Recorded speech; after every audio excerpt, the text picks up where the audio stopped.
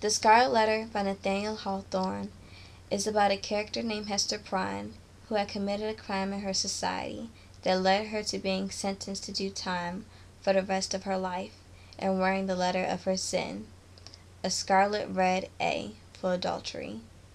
Even though her sin was ugly, it didn't shield her beauty, talents in needlework, and her baby Pearl, whose name symbolized purity.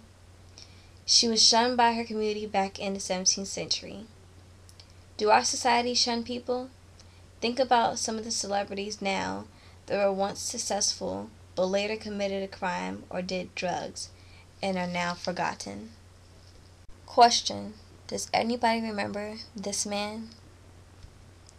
How about now?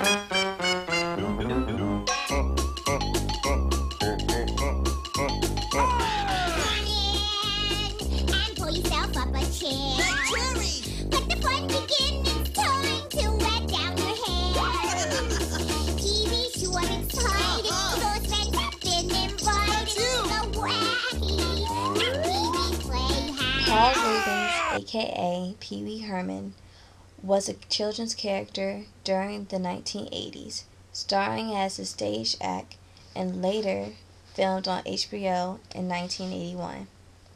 Reubens then had a hit movie in 1985 called Pee-wee's Big Adventure about his alter ego, which appealed to many children. He developed the TV show series Pee-wee's Playhouse on CBS during 1986 through 1991 and received an Emmy Award for Best Children's Series. But 1991 was the year things went sour for Pee Wee Herman. Reubens was arrested for indecent exposure in an adult movie theater. He pleaded and was fined $135. The media viewed him as a pervert. A Chicago DJ even made a song about his actions called "I Touched Myself." The show was canceled, as well as the reruns. To make things worse, 10 years later, his house was raided by police. They took 30,000 items from his collection of old erotica.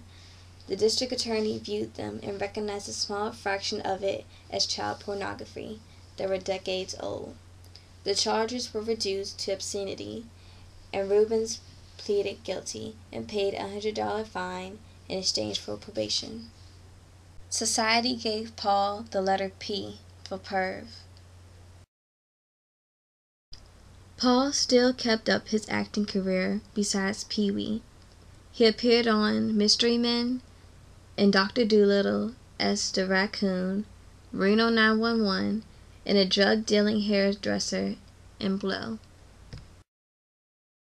Hope is not lost for his alter ego. In 2010, he opened a stage adaptation of the Pee Wee Herman Show in Los Angeles and soon brought to Broadway. Filmmaker Jude Apatow announced that there will be an upcoming Pee Wee movie, quoting, "The world needs more Pee Wee Herman."